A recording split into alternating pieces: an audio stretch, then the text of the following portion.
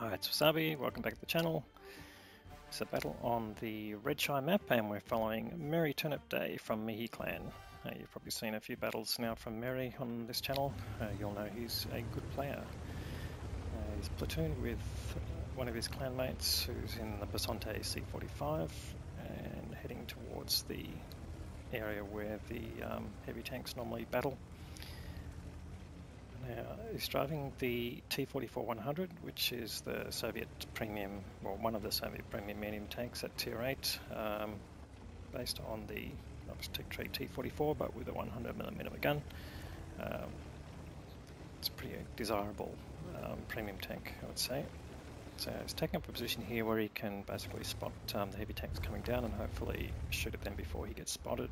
There's a KV-3, perfect target, right at the edge of his view range. No way will he get spotted by the KV-3. Luckily there's no other tank or tank destroyer there who's spotting him. And the blind shots come in, so they know that shots are coming from there. Just don't push too far forward would be the advice there if you see that. Now, okay, spots another tank coming down. This is ML1, that's tier 7. Now he's top tier in this game, tier 7, tier 8 game. Gets another shot in on the ML just as he gets basically into a depression. And you can see the base is under cap at the moment. Now this is an encounter game, so there's only one cap of course, and it's roughly there in the center of the map. This particular map, the cap area is spread across 2 hills, so you can take advantage of that and be on one side of the hill from the enemy and block their capping measure, as in stop the countdown. If you're a single tank on cap, it does take 4 minutes to cap, whereas in a standard random battle that's the minute 40. So generally there's no rush when a single tank is capping, but if multiple tanks cap, obviously it brings the cap time down substantially from that. So it's just calling that out in chat to try and urge people to focus on that area. There are 3 tank destroyers looking down there, and it looks like the Comet is moving up the river. Can't quite tell what the reason for that is at this point. Anyway, he's come up to the back of the KV-3s, put a nice shot in there through the back of the turret, and he's just spotted some tank destroyers in front of him, so just making sure he's safe, he turns around and dispatches the KV-3, giving him his first kill. Now he's got the Ferdinand there, easily going through the front of the superstructure with his shot, gets another shot in, bounces a shot from the Chinese tank destroyer, and it looks like he's backing away quickly. The Ferdinand gets another shot taken in. He does take a hit from the G-Saw, in fact he takes 2 hits from the G-Saw. That's the auto-loading new British premium tank destroyer with a 4-shot auto-loader. And we'll probably see a bit more of him in the game. Gets another shot in through the Ferdinand, but it's probably a wise thing to not be pushing in at this stage, and in fact there you go, he's turning around and heading away. Now part of that I would say is that the cap timer has been steadily ticking down, and now it's got 2 tanks on it and is starting to tick faster. So again, calling out in chat, time to focus on the base. And in fact there are 3 enemy tanks now in cap, so it's getting pretty close, 20 seconds to go. Someone's got to do something. Super Hellcat's moving in, and it looks like the Hawk 30 there is trying to do something.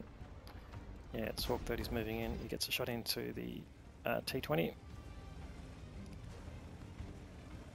and the Hawk 30 goes down, which is unfortunate, but he was doing the right thing by the team, trying to stop the cap there and stop them winning. But now there's quite a multitude of tanks around there. Now he's drawing on the mini-map. There's a new feature of the communications capability in the game. Doesn't get used very often, but that's quite a nice example of telling people where to go.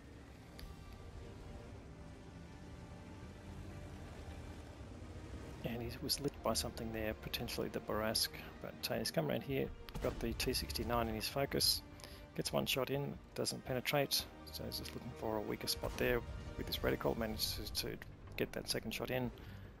The T-69's dropped down out of sight before he can get the kill shot in. He's definitely down to single shot there.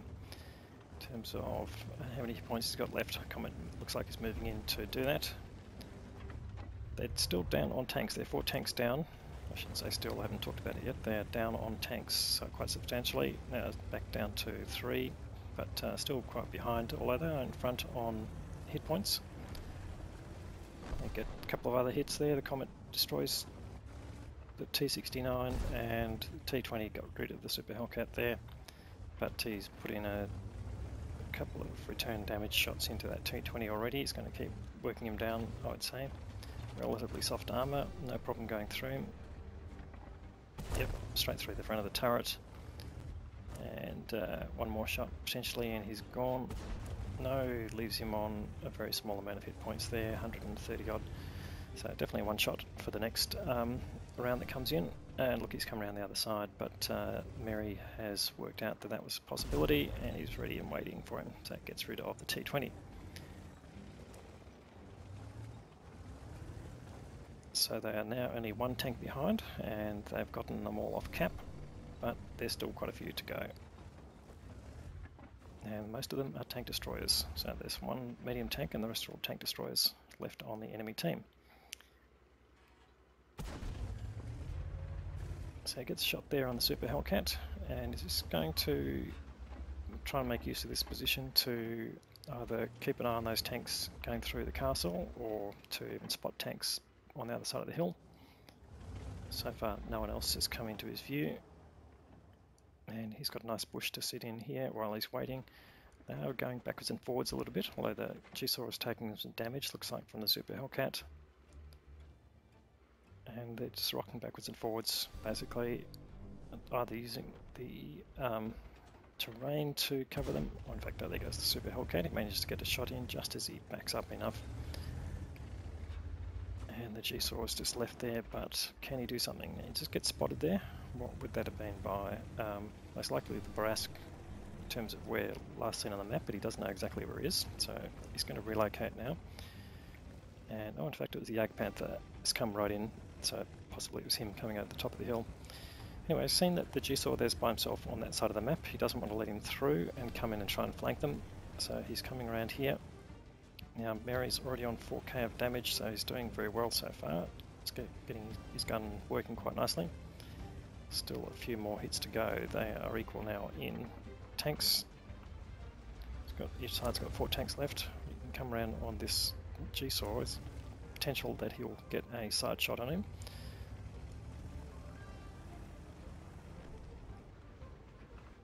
And in fact, there he goes. Just backs in and offers his side.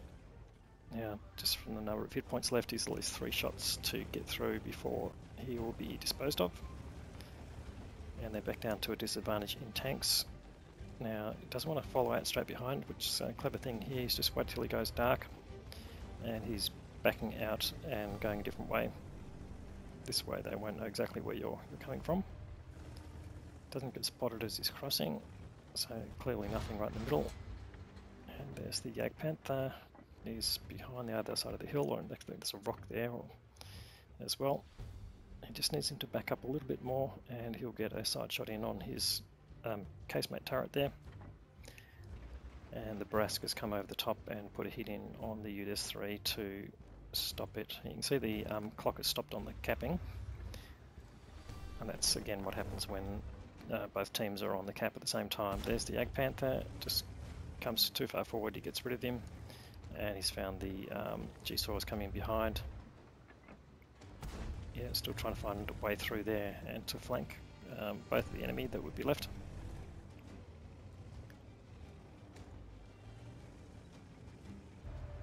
What we've got here, Merry is working this side. Tries a shot there on the Barask, but it doesn't find him. Now here comes the G-Saw. Now, you'd think he was tempting a shot there, and certainly no shot came in. That gives you the idea that the G-Saw is on reload. Doing it again, just comes in forward and then backs out again really quickly. No shot came in, so he can take his own shot again. Just gets one more shot in, and just left on 31 hit points.